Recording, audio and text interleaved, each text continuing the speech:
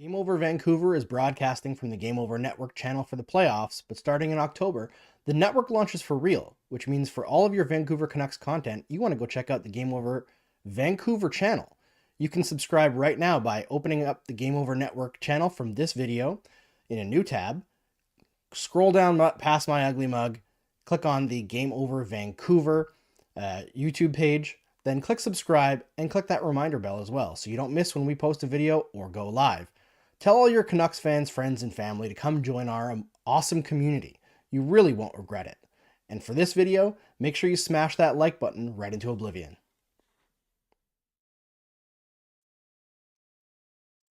Hello, everybody. Welcome back. Welcome back. Welcome back to Game Over Vancouver for the first time in over 4 months. I'm really bad at math. What a game. What a night. What a game. Um, my name is Kaja Mae. The Vancouver Canucks just took game one in the Stanley Cup Playoffs quarterfinals against the Nashville Predators in the year 2024. The Vancouver Canucks have a playoff victory in the year 2024. This is not what I thought I'd be saying at the beginning of the season. My first solo show at the beginning of the 2023-24 season um, was the game against Tampa. I did cover the Edmonton game, but that was a crossover with Edmonton. So yeah, my first solo game was the game against Tampa when Tyler Myers may have injured Elias Pettersson. And I was going in on this team. I was doom and gloom the whole way there. And now we are up 1-0 in a series against the Nashville Predators, who, after missing U2, went 16-0, I think. Was that the stretch? I know it was mentioned because it was like, is the U2 a dig to Nashville for missing them at the Sphere? And it's like, no, it's tradition here. Like, we did that before the Sphere was even a concept, so... Anyway, the Vancouver Canucks take a 1-0 series lead against the Nashville Predators in a very, very exciting game in the third period for the Canucks especially, and just a very loud game overall. Like, Rogers Arena just has, like, an elevated atmosphere when it comes to the postseason that we obviously hadn't heard since 2015. Like, the last time the Canucks were in a home playoff game, just obviously excluding the bubble, it was 2015. Ryan Miller was our goaltender. The Sedins were in. I don't know. I think, was Bieksa still there? I saw a tweet about, like, who would have been in there, but yeah, it's 1 out of 16 wins. 1 out of 16 wins. Rogers Arena, towel power. I have a playoff towel. It's not for the Canucks. Well, okay, it's not for the Vancouver Canucks. I do have a 2011 one in my room somewhere. But for right now, this is what we're gonna have to do with. It's the Abbotsford Canucks playoff towel from last year. So there we go. There we go. We got it off to the start. Get that out of the way. Let's dive into the game. Well, okay, not entirely into the game. Where the Streets Have No Name is back. I know I talked about a bit about U2 and just that electric atmosphere. I remember I put my headphones on as soon as the broadcast started, and it was like, it's such a surreal feeling because I remember being 8 years old in 2011. I'm sorry if that makes you feel old, but I remember sitting there watching, that amazing President's Trophy winning team that year, just having so much hope that got crushed, in June. But, I was 8. I got over it. It's just electric atmosphere. It was very physical right off the bat. Demko made that amazing right pad save on Anthony Beauvillier, which I think, personally, like, amazing save. Amazing save. Also would have been hilarious if Beauvillier scored. But I will get to the first goal of the game, which went to Nashville. I'll get to that in a minute, but yeah, it would have been hilarious because Anthony Beauvillier, obviously, he was traded to the Canucks in the Bo Horvat deal. He was then sent off to the Blackhawks and now was sent to Nashville. I believe at the trade deadline. But yeah, the Canucks got an early power play. It was for cross-checking for Colton Sissons for cross-checking. I can speak. Brock Besser had a 97-mile-per-hour slap shot. Saros stopped it, because obviously the Canucks didn't score for a bit until the second period. But that was a very good shot. Like, you know how Hronek, his shots have injured players on the opposing team this year.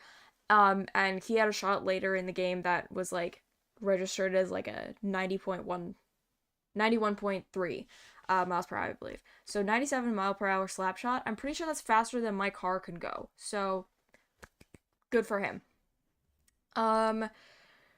In the opening 10 minutes, the Canucks had 14 hits. They ended the game with 39. Nashville had 32, but they also had the guy who like broke the single season record for hits. Lozon. Yeah. So they also have Luke Shen too, which I think has the Canucks single season record for hits. I might be mistaken about that, but yes. Yeah, 39 hits. There's some really good ones. Zadorov late in the game when his helmet almost kind of got knocked off. Iconic.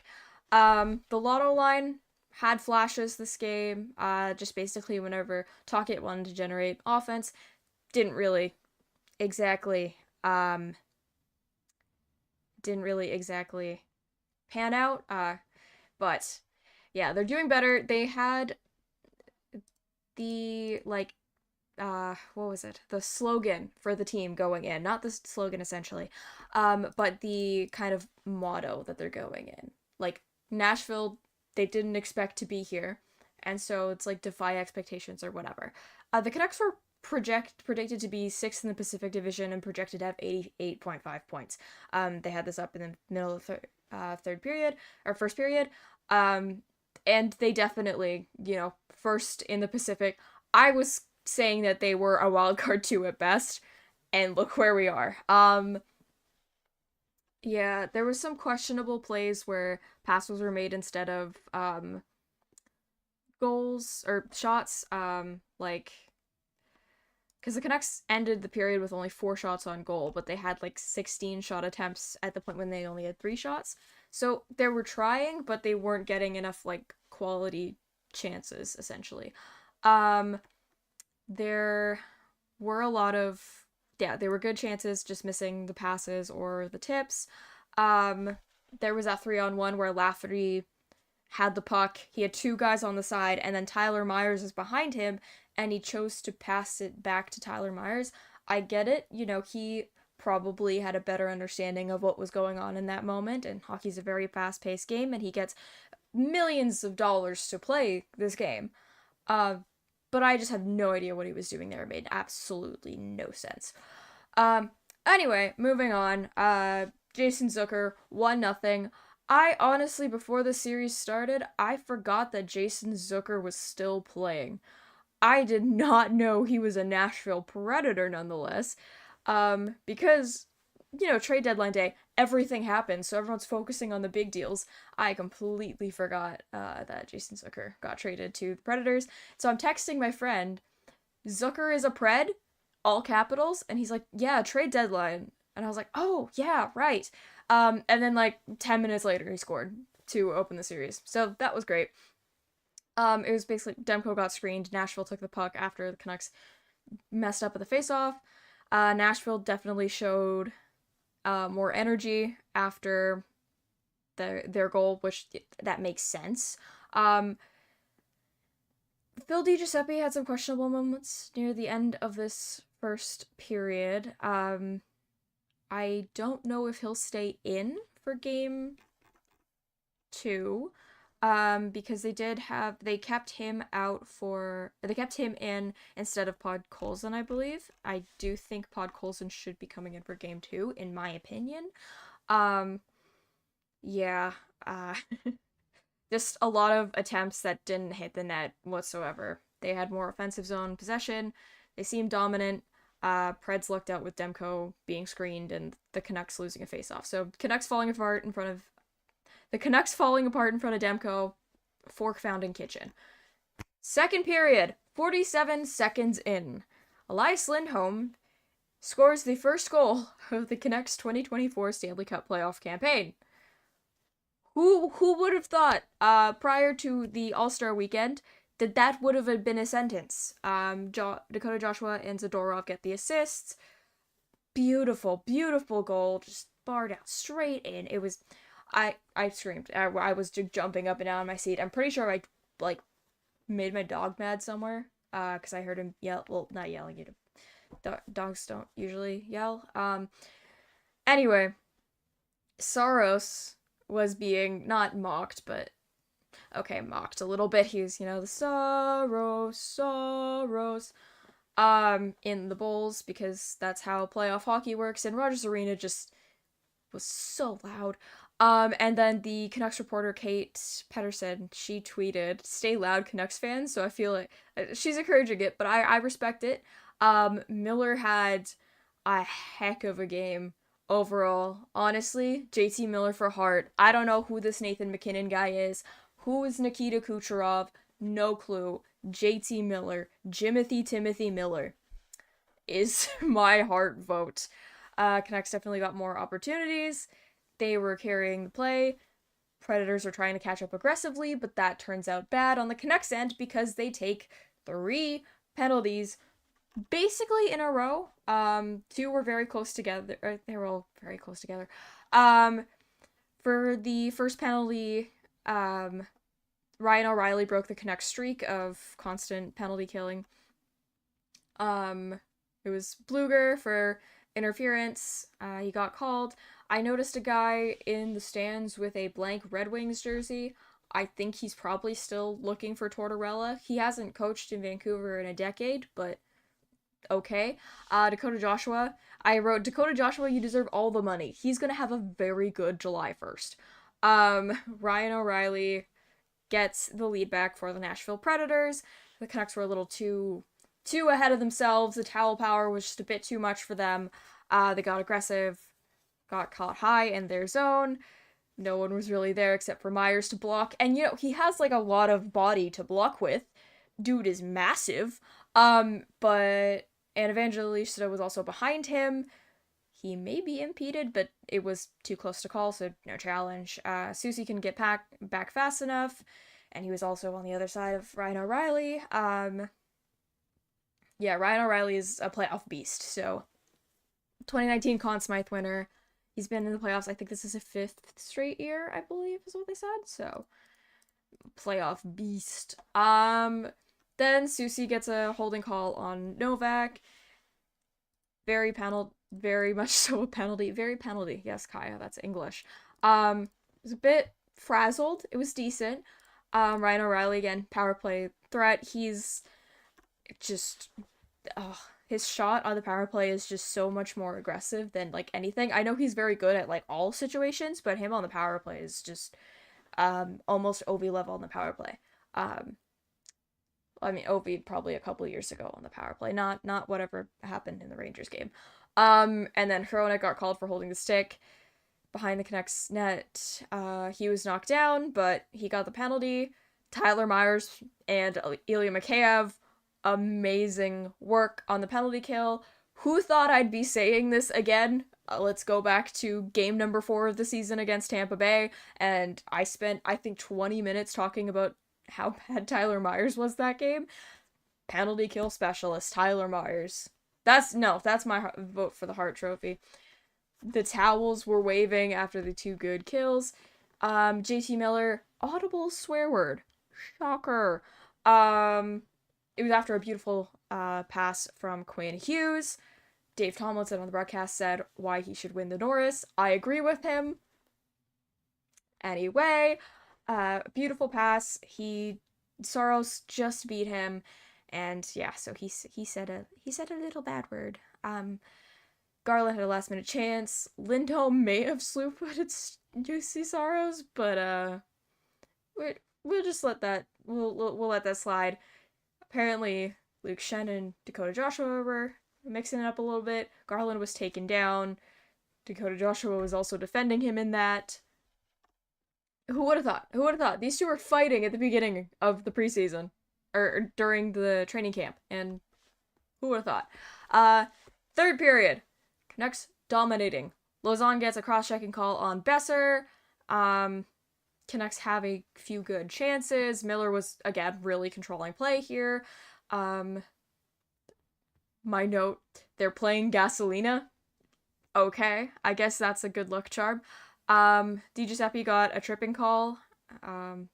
Not necessary. Again, I don't think he's going to be staying in the lineup for game 2, but it's also good that we have that much depth, I'd say, right now. Knock on wood. I hope my desk is wood. And then let's talk about the magical 12 seconds of playoff time. The fastest 2 goals in Vancouver Canucks playoff history. And that's, let me double check, how many years have we made the playoffs? 29 out of 53. That's over half. Yeah.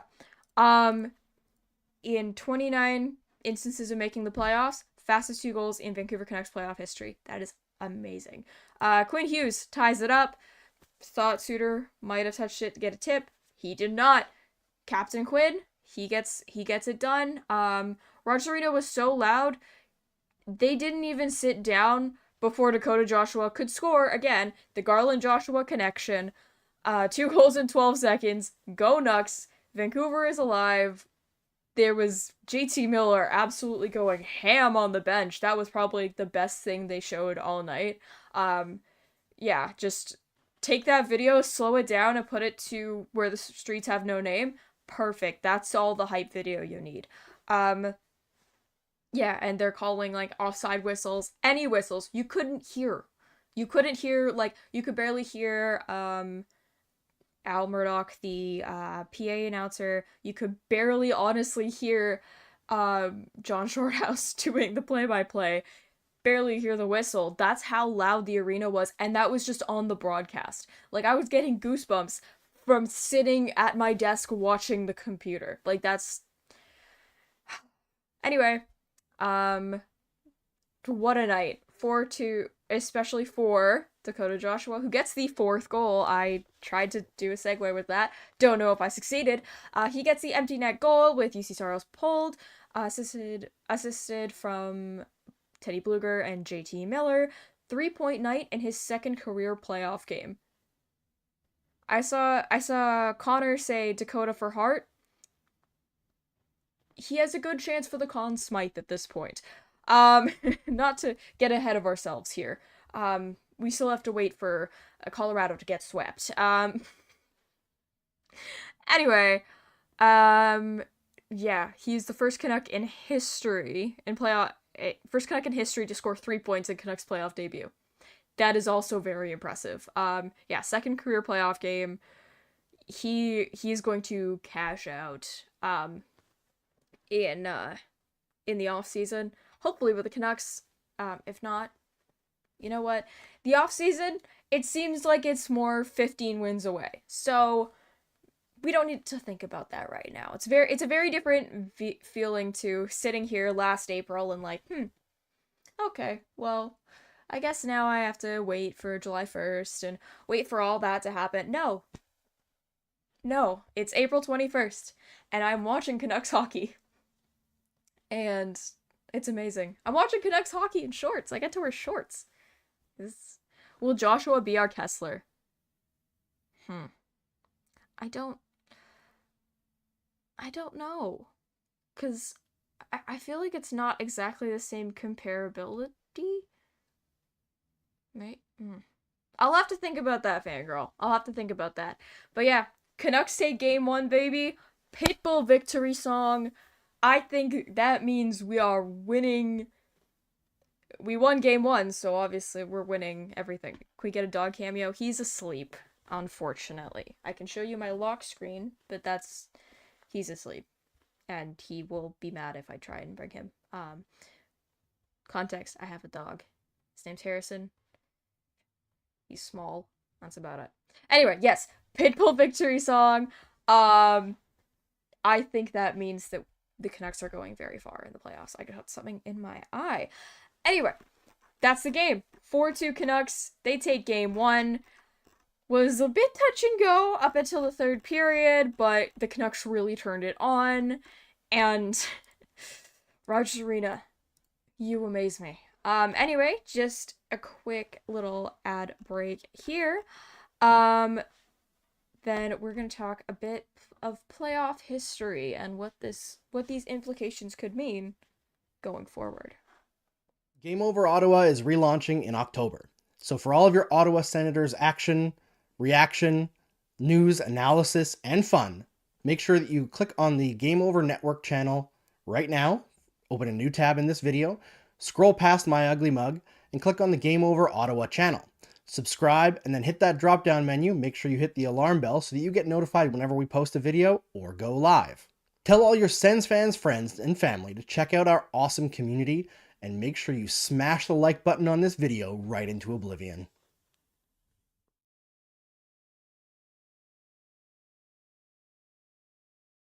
I'm muted. All right, everybody. Let's talk playoff history because, we all love that. Obviously, the Canucks have not played a playoff game since 2020. That was the first experience. Need I remind you, Jacob Markstrom was the Canucks starting goaltender going into the bubble. Just, that's how long ago it was. Again, I mentioned off the top, Ryan Miller was the starting goaltender the last time the Canucks had a home playoff game at Rogers Arena.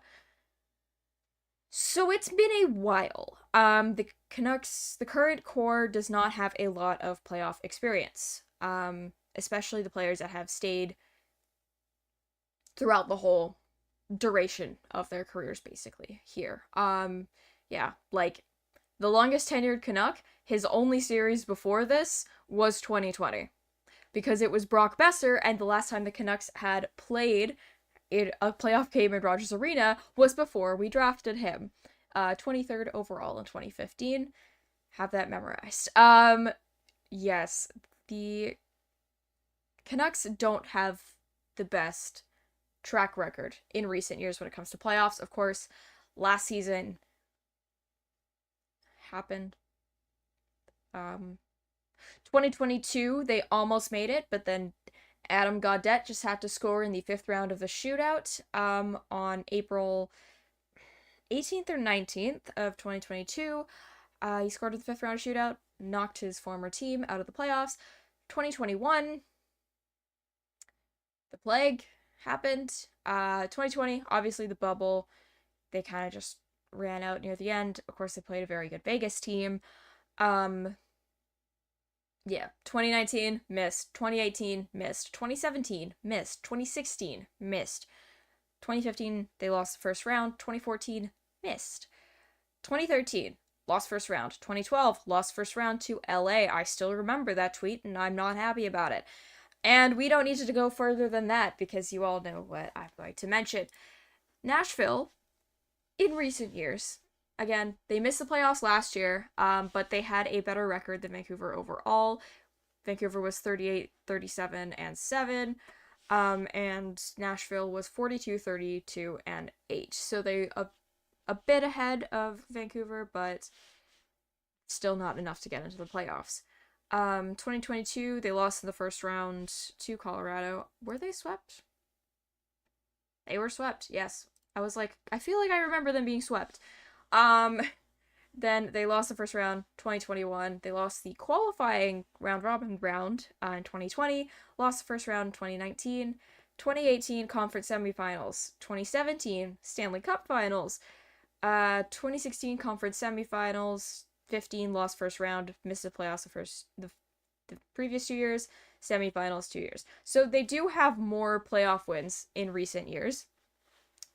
But also the roster changes quite often, as they do in hockey teams. Like, the 2017 roster that went to the Stanley Cup final is not going to be the same one that is playing right now. But then again, they do have a lot of good assets, especially in playoff time, like Ryan O'Reilly, 2019 Conn Smythe winner. He showed his skill, obviously, tonight. He got the Nashville Predators not a decent lead, it was a 1-goal lead, but at the same time, he got them a very good lead that they held for quite a bit until the Canucks decided to, break another record because they do that. Or Quinn Hughes decided. He started it, so technically Quinn Hughes breaks another record. Shocker. Fork found in kitchen. I need to stop quoting that Tumblr post. Ryan O'Reilly, yep, a lot of playoff expertise. Also, notably, former Canuck Luke Schenn. He has 2 cups under his belt. He's played, I think it was his 43rd playoff game in his career.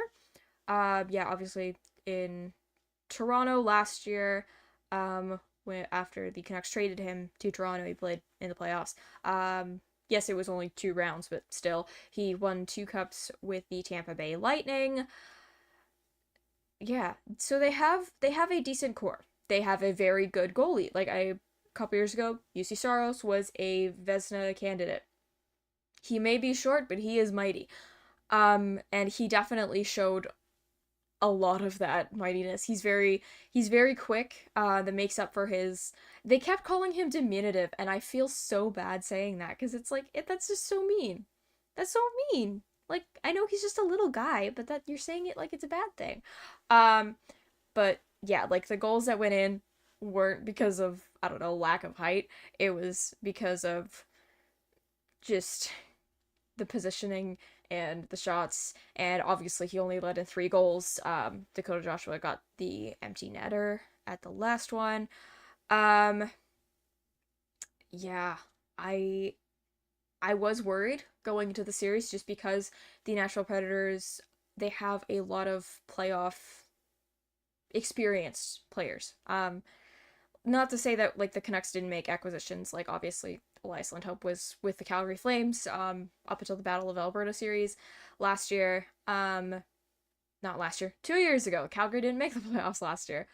Um, but yeah, he was obviously in that era. Like there are good players like Teddy Bluger won the Stanley Cup last year. Let's not forget that. He was on Vegas when they won the Stanley Cup.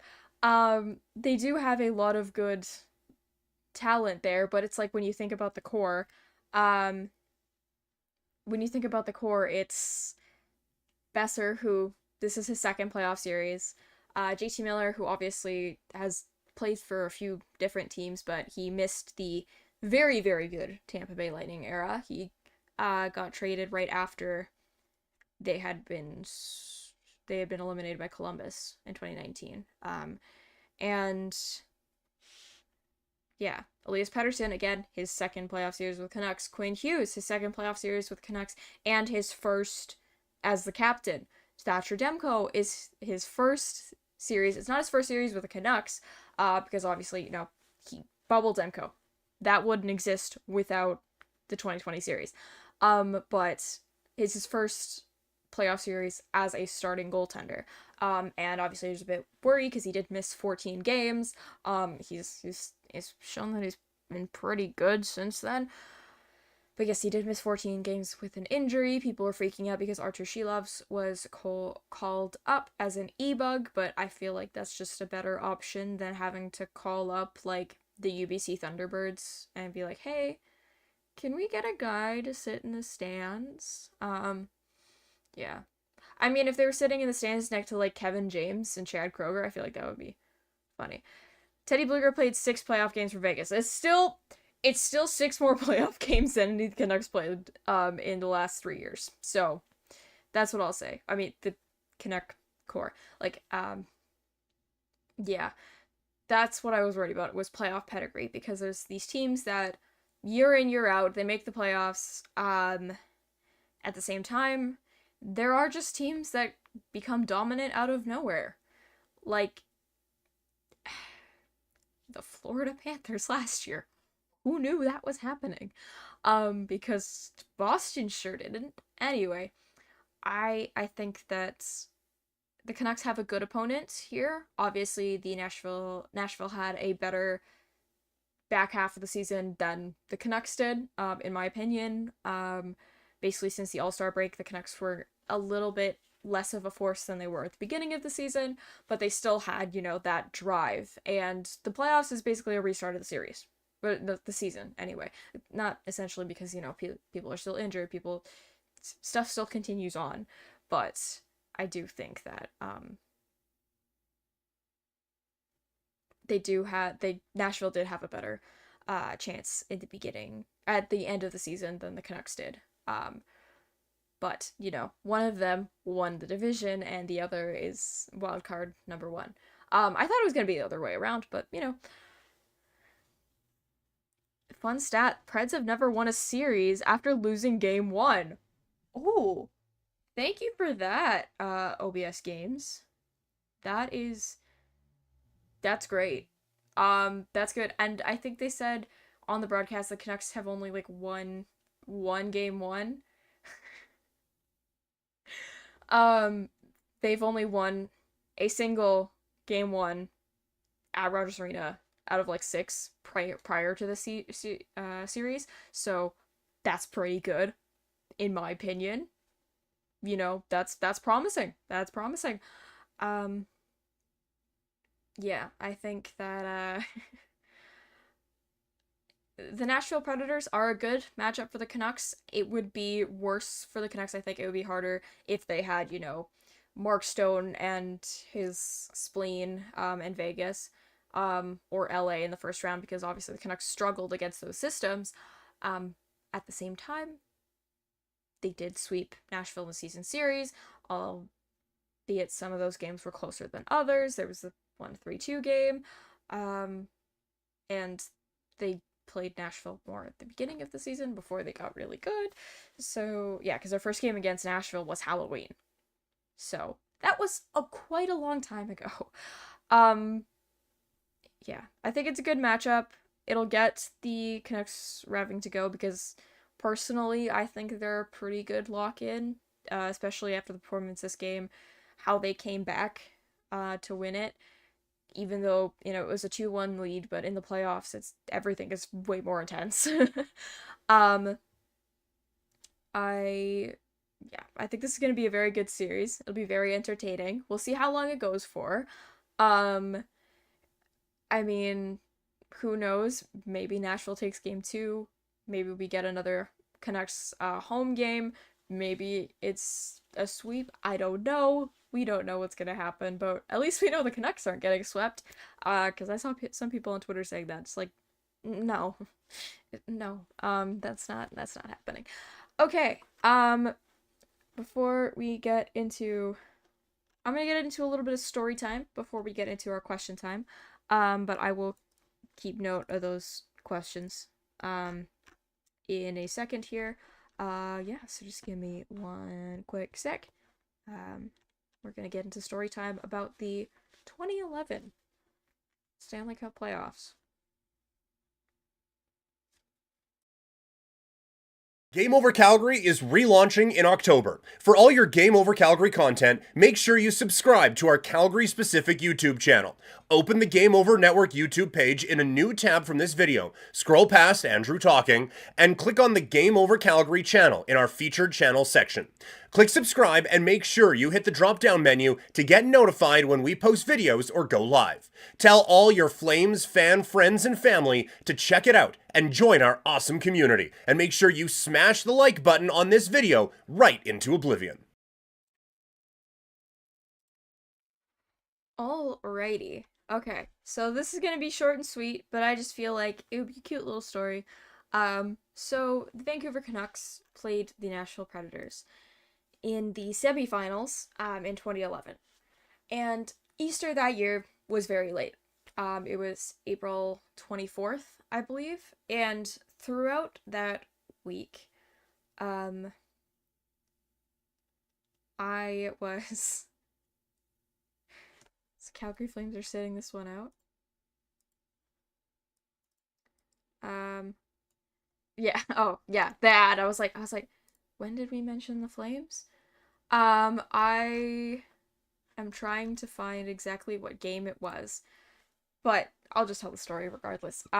So Easter was very late that year. It was on April 24th, 2011. I think one of the latest dates it's ever been, in basically the history of Easter. And I was 8 years old, and at the time, I was, I was going to church because one of my best friends, my childhood best friend, her family went to church, and I would just go there to hang out with her. And I was also a very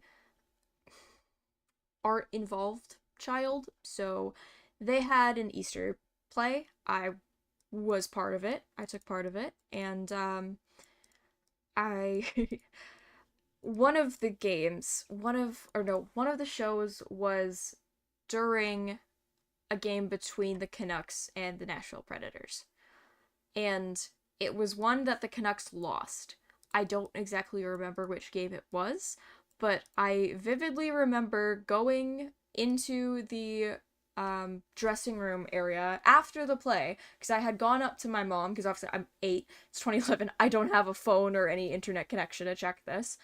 So I go up to my mom after the play is done, and I'm like, okay, so what's the score?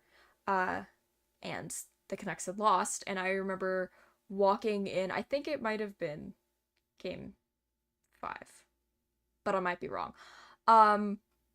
Because, that was a very long time ago. And I walked into our little dressing room area, so mad. This little short little 8-year-old Kaja, just still in my like costume and stuff too. I'm walking in and I'm like, stupid Renee, freaking Renee! Like, I'm saying this, and there's other people that are involved in this. They're like a little older than me, like teenagers, and they're like giving me weird looks, and I'm just still like going, I'm very mad about it. That's my memory of the 2011 Stanley Cup Playoffs. I'm kidding. Well, I'm not really kidding, because that is a memory I have. I remember the dragon slaying goal because I was only allowed to stay up during the playoffs. We beat in 6 games, yeah, but it was one of the 2 games the Canucks lost, but I can't remember exactly which one it was. Because they lost game 2 and game 5. But yeah, so little 8-year-old Kaja was very, very mad at Pekka Rinne that night. And 21-year-old Kaja is very proud of Thatcher Demko tonight, who was 3 years out of being drafted by the Canucks. Wow. Wow, that's I was super confident. Game 7, 2011 Cup Finals. Yes, me too. Yeah, I remember my brother we all had like stickers of players on our wall.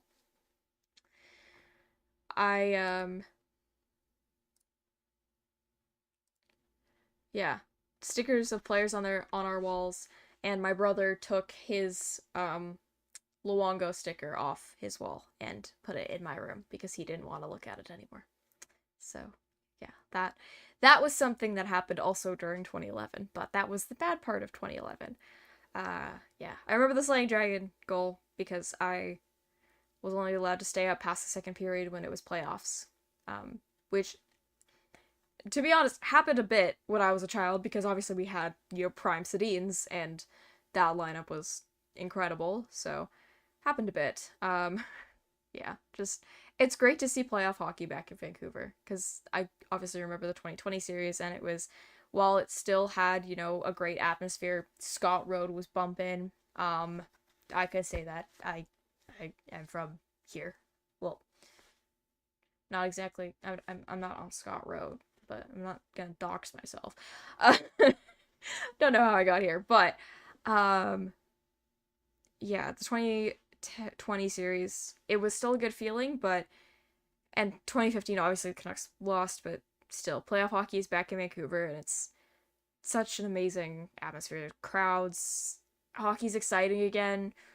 I mean, that was kind of a theme throughout the season. It's been a great season. I can't wait to see what they do in the playoffs. Let's get into question time. All right. Game Over Vancouver is broadcasting from the Game Over Network channel for the playoffs, but starting in October, the network launches for real, which means for all of your Vancouver Canucks content, you want to go check out the Game Over Vancouver channel. You can subscribe right now by opening up the Game Over Network channel from this video in a new tab. Scroll down past my ugly mug, click on the Game Over Vancouver YouTube page. Then click subscribe and click that reminder bell as well so you don't miss when we post a video or go live. Tell all your Canucks fans, friends, and family to come join our awesome community. You really won't regret it. And for this video, make sure you smash that like button right into oblivion.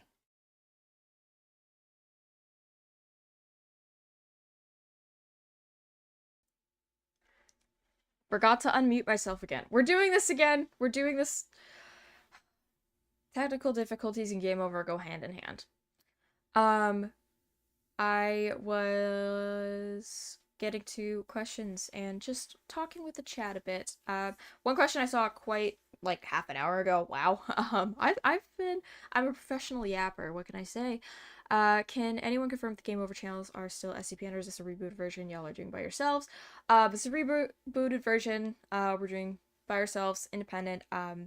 This is the Game Over Network channel, so this is gonna have the rest of the Stanley Cup Playoffs for this season, and then there's going to be next season, hopefully, for a complete relaunch of all the markets, because obviously only four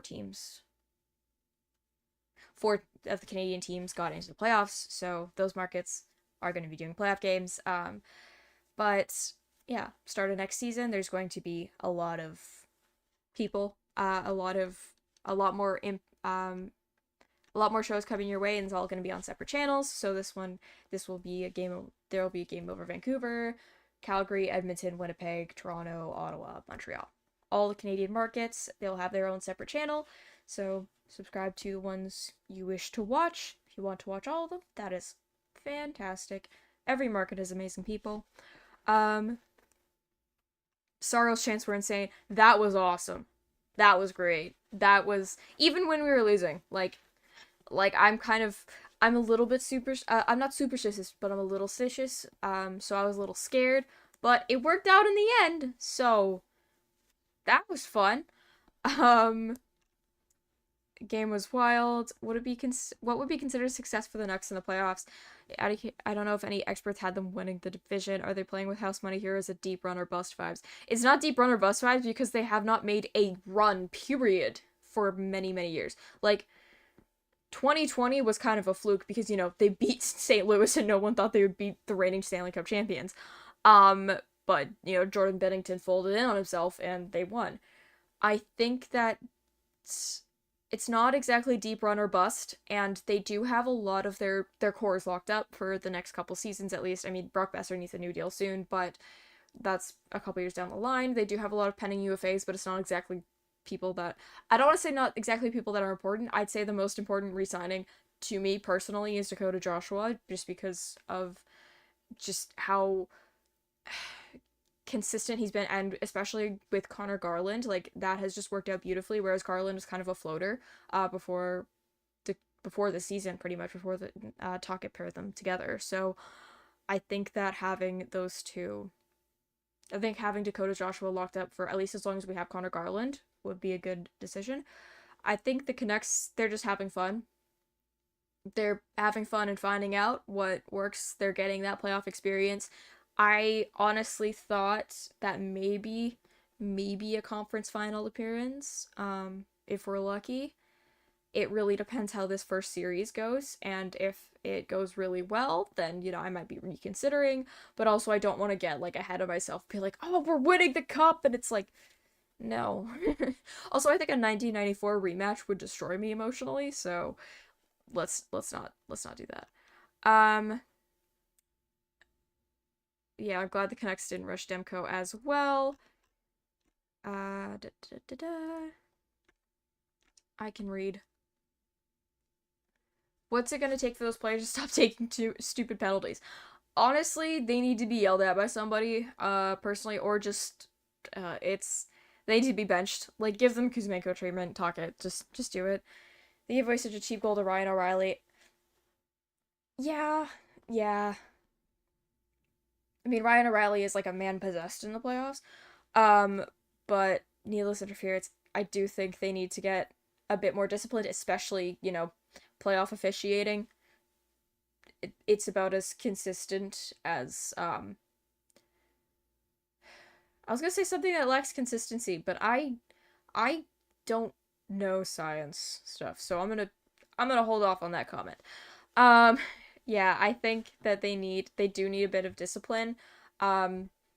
Yes, they got by this game. It's not going to be as kind to them for the rest of the games. It's not going to be as kind to them if they go forward through the series, especially if they're playing, especially as they play better and better teams. Officiating is going to get worse.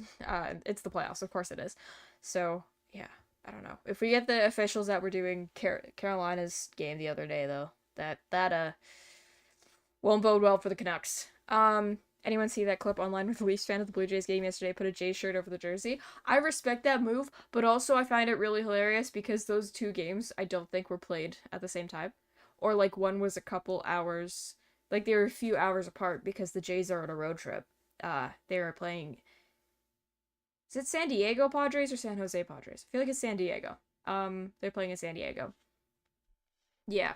I thought that was funny, but also very hot. You're in San Diego, and I'm sweating, and it's in Vancouver. Like that's how you know it's okay. Apparently, it's 7 degrees Celsius, 8 degrees Celsius, according to my computer. That has never been outside. I think Canucks can be so good on 5-on-5, but on the PK they're not that good. I'll disagree. Before this game tonight, there was before this game tonight, they were 14 for 14 until Ryan O'Reilly happened. And on their power play, they did struggle a bit in the middle of the season. They aren't even that good. Yeah, they weren't able to convert on the power play, and they had a few opportunities. But hopefully that gets better throughout the season. Dragon slaying goal was awesome. When you consider what happened against Boston, it makes your outburst look incredibly safe and secure. I also, in the 2011 Boston series, predicted that the game would go to, I think, 6 or 7 overtimes. And Ryan Kesler would score the 1-0 winning goal for the Stanley Cup. I was wrong.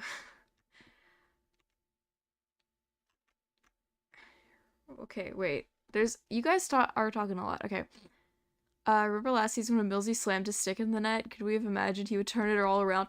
No, yeah, very not, very penalty. Thank you. Turn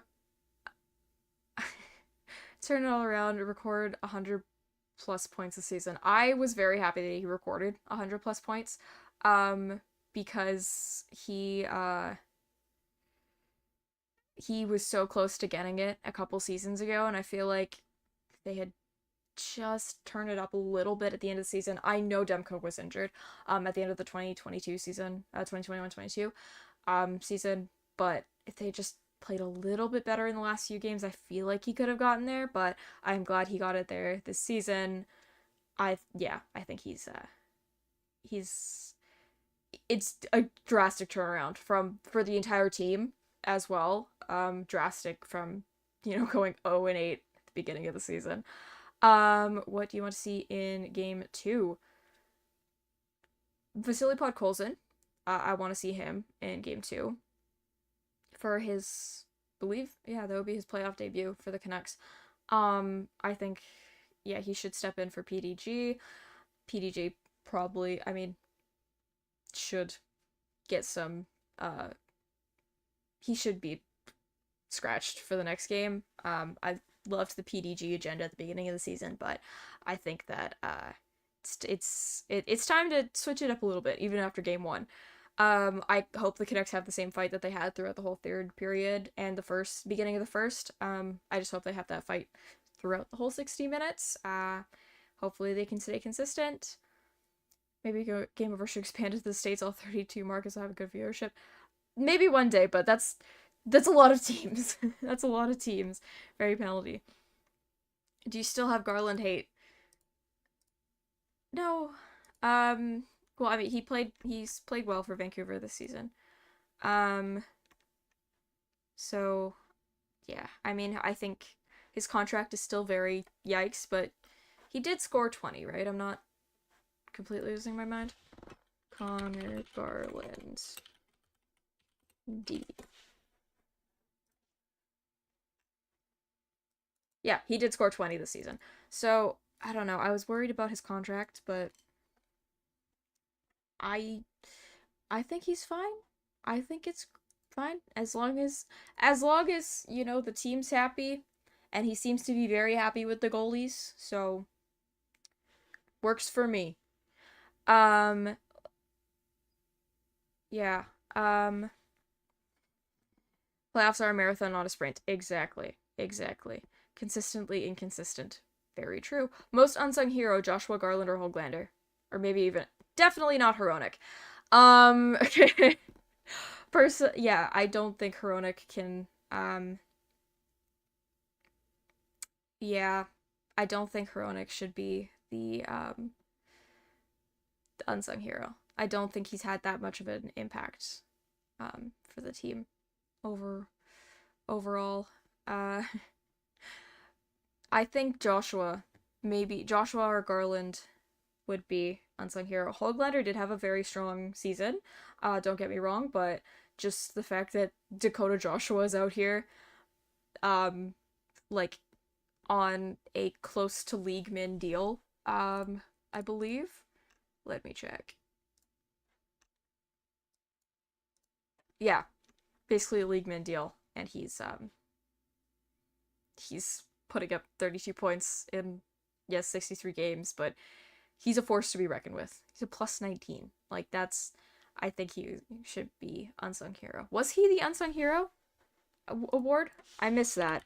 Unsung hero Canucks 2024. Okay, that's Abbotsford. Oh yes, okay. It was Dakota Joshua. That's who I voted anyway, so we're good. Um, Game over Utah would be a smart one. Day one content will get you folks ahead of competition. Well, yes, but also it would be very difficult because they don't have a team name. So what are we gonna do? He lives in Gastown? Wow. Gastown. Gastown's a very interesting area. I don't know how I'm talking about Gastown now. But yeah. Anyway, I believe that ends all the thoughts I have left in my brain, which surprisingly, there were some. Um, it's great to be back. It's great to be back. I can't believe that we're back doing this. I'm not gonna get emotional. I'm so happy to be back speaking with you all. Scarlett, I would assume so. He seems like a very, yeah. Game over, Vancouver, back from the grave. Yes, Avery! Did you see my graphic? I made that in my car after work today. Thank you. Thank you, Eric. It's been a great time. I am so happy to be back. I'm so happy to be back. Almost an hour of thoughts. Yeah. If only I could do that during my finals. Um Game 1 was wild. Bring on the next one. Yeah, hopefully we're the Predators again. Yeah, what a game.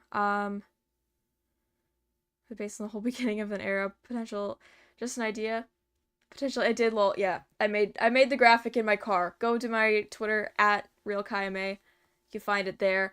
I've been Kaja Mae. Subscribe down below. Like the video. If you're watching this later, hope you're having a good morning, afternoon, or evening wherever you are. Am I hosting Game 2? Unfortunately, I will not be, but I should be back for future games in the series. Yeah. As of right now, I won't, but that can always change. You'll see it on Twitter. Or also just follow the Game Over staff. All of us. It's great to be back. Yeah, so subscribe down below to the Game Over Network. Turn on the little bell. You'll get notifications for all the playoff game overs. So that's Winnipeg, Edmonton, Toronto, and obviously Vancouver. Crazy. I've been Kaja Mae. You can find me at Real Kaja Mae on Twitter, Kaja Mae on YouTube, Kaja Mae on Twitch. That's just my name. Subscribe to all the other Game Over channels to get set up for next season. It's weird to start already thinking about next season when it's quite a while away, but yeah, it's I can't believe we're back here. I can't believe we're back here. It's not even just about the playoffs. It's just like I get to do Game Over again. I'm so happy. But yeah, it's been a great time talking with you all. I hope you have a great night. And go Canucks go. Yeah, that's all I can say right now. Have a great night, everybody. Stay safe, and Game Over Vancouver will be back for Game 2. Good night.